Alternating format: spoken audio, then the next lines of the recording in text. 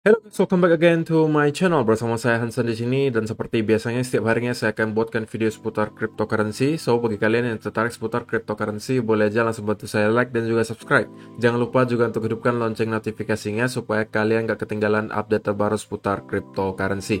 Oke, pada hari ini guys, kembali kita akan bahas seputaran Bitcoin, dan Bitcoin kembali hari ini ngepam lagi guys. Dari yang tadinya 38 ribuan, sekarang sudah mencapai 41 ribuan dalam kurun waktu hanya 1-2 jam saja. Kenaikannya 5-6% itu cukup signifikan.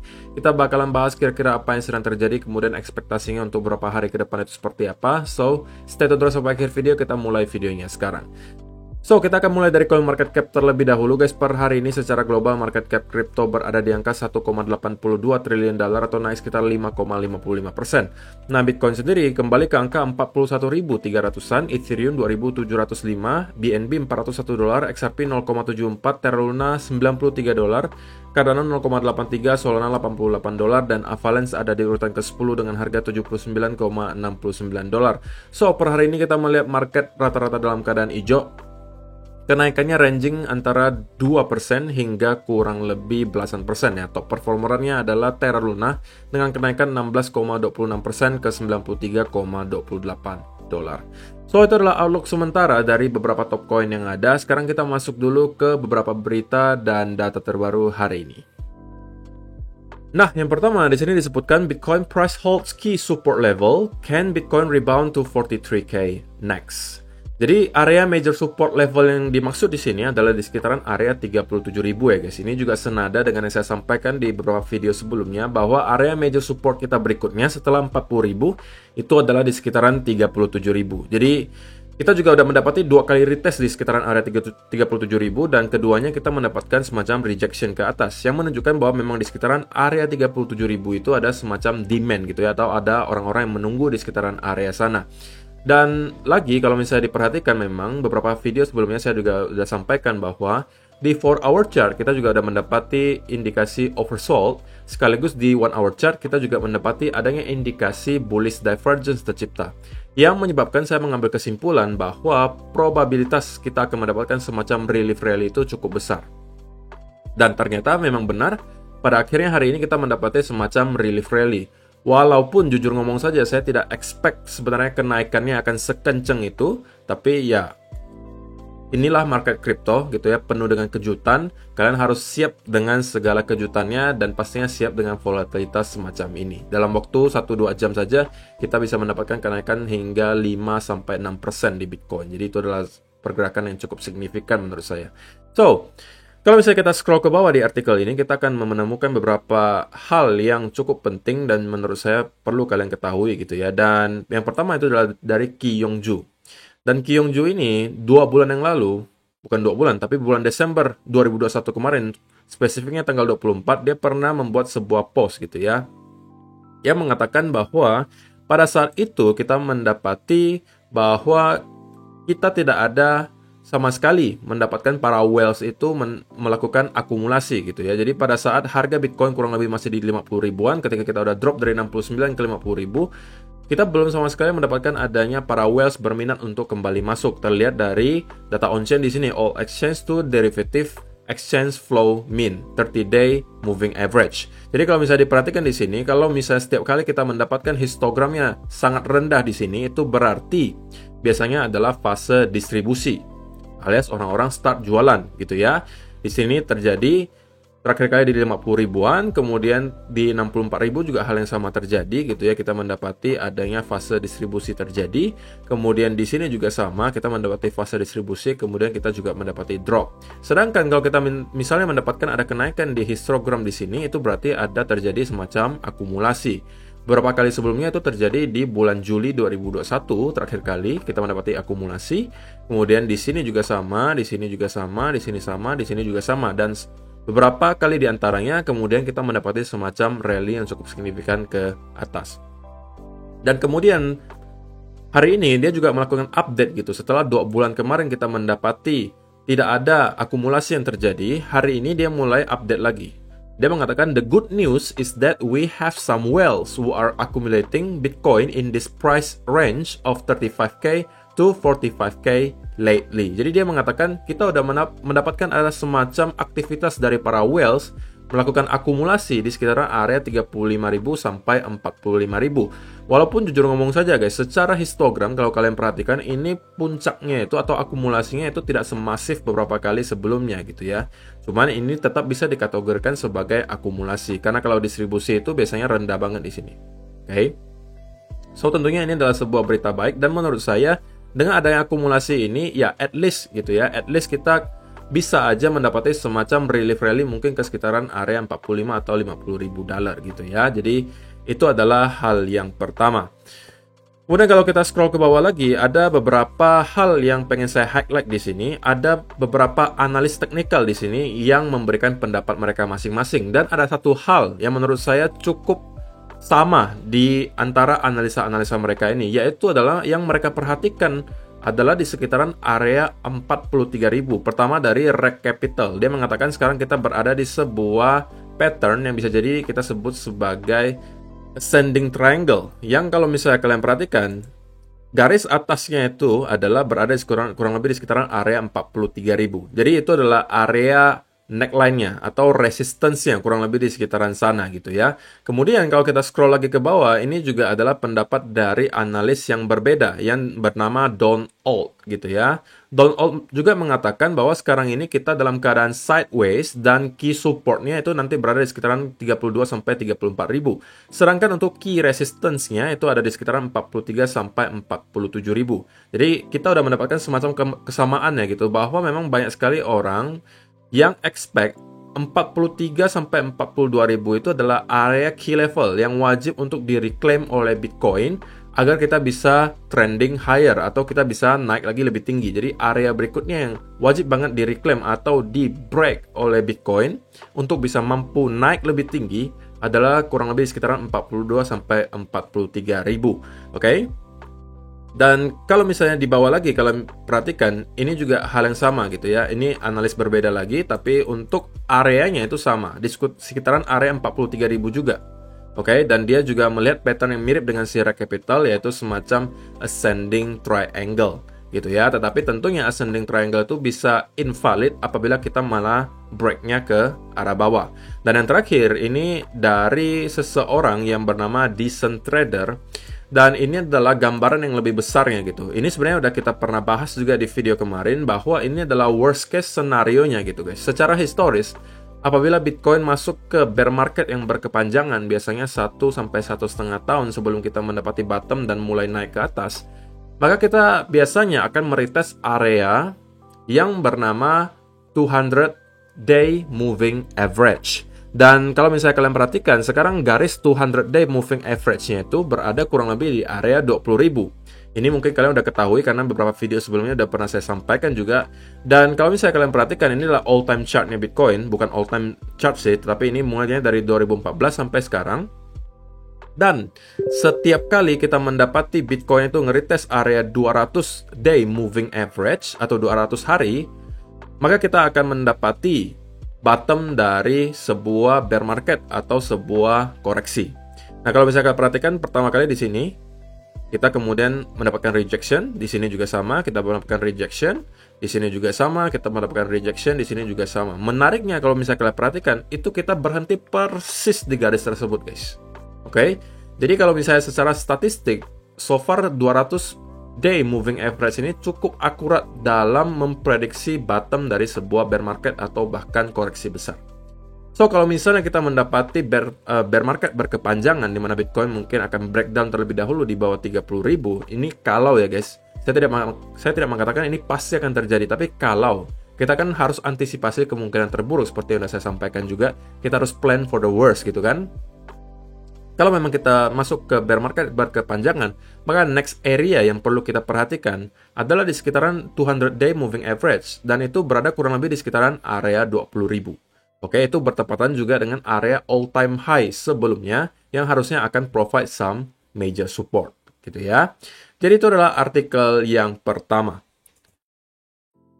Nah, berikutnya ini adalah Miner Position Index, salah satu data on-chain juga yang disingkat MPI. Dan ini adalah 7-day Simple Moving Average atau Simple Moving Average 7 harian. Dan kalau misalnya kalian perhatikan grafiknya ini adalah yang berwarna kuning ya guys. Ini namanya MPI.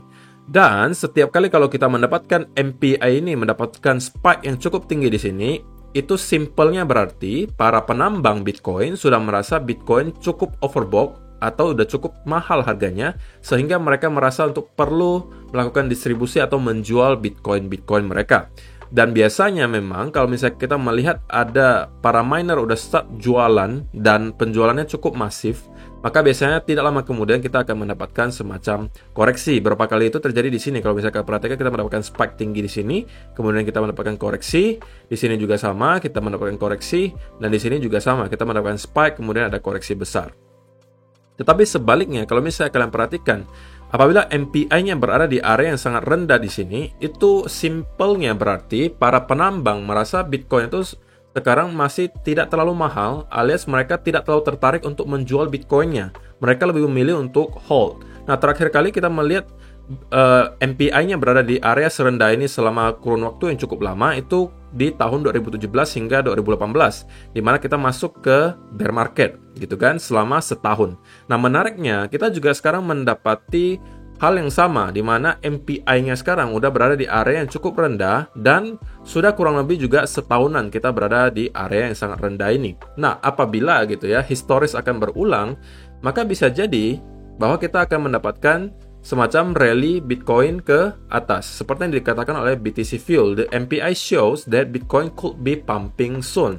Alias dia berharap atau mengatakan dia ekspektasinya Bitcoin bakalan rally lagi atau meroket ke atas. Gitu ya. Jadi ya tentunya kita tidak boleh menutup kemungkinan bahwa hal ini bisa saja terjadi gitu ya, karena seperti yang ada kita sampaikan juga bahwa kita juga sekarang mendapatkan indikasi Bitcoin itu sebenarnya dalam keadaan running flat, alias hanya koreksi sebelum kita membentuk lagi satu rally ke atas. Walaupun tentunya ada titik invalidasinya gitu guys. Dan simpelnya mungkin titik invalidasinya adalah berada kurang lebih di area 30.000 sampai 29.000. Yang mungkin kita akan bahas di chart ya gitu. Nah, di weekly chart ada beberapa hal yang hari ini kita bisa lihat gitu ya. Pertama tentunya kita ketahui Bitcoin sudah berada kurang lebih di sekitaran area 41.600-an.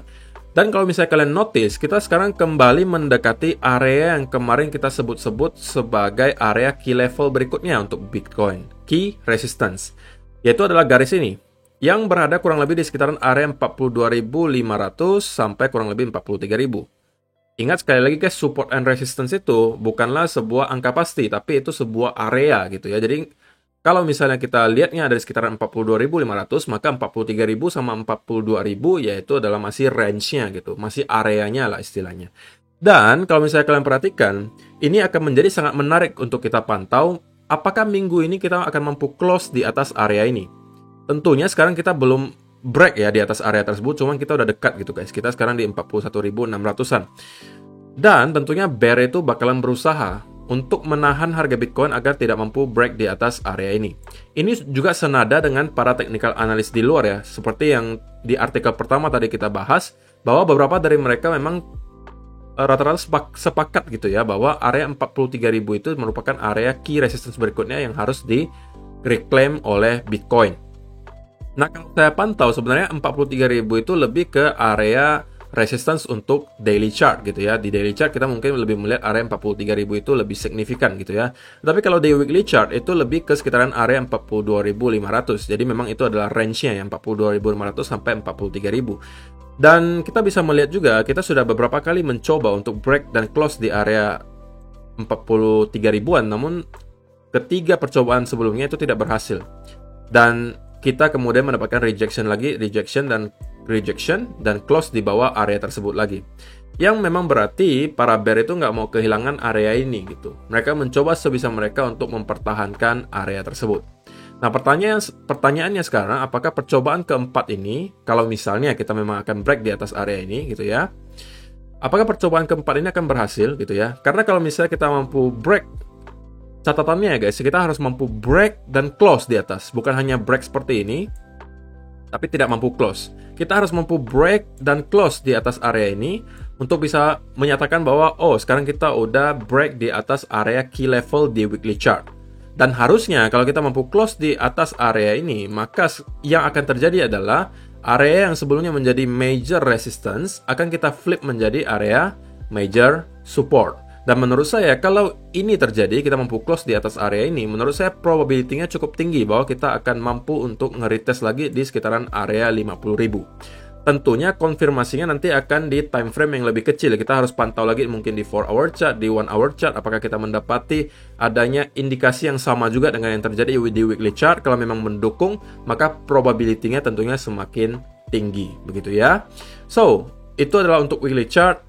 Mungkin di video-video besok saya akan membahas soal satu hal yang menurut saya cukup penting ya. Dan kita akan bandingkan secara historis apa yang terjadi dengan key level sebelumnya di weekly chart. Oke? So, sekarang kita lihat lagi ke time frame yang lebih kecil. Nah, tentunya kita lihat di 1-hour chart, kita mendapati ada sebuah candle yang cukup meyakinkan gitu guys. Dimana kita ada sebuah candle 1 hour yang kalau kita ukur itu kurang lebih dalam 1 jam kita naik hampir 5% di Bitcoin. Oke, jadi itu adalah kenaikan yang cukup signifikan dalam waktu 1 jam ya guys. Dan untuk sekarang tentunya terlihat cukup baik bagi Bitcoin karena kita mendapati ada semacam momentum yang cukup deras dari para bull, alias para pembeli ini terlihat sangat masif, sangat banyak gitu ya. Dan saya nggak pengen untuk ngelawan itu.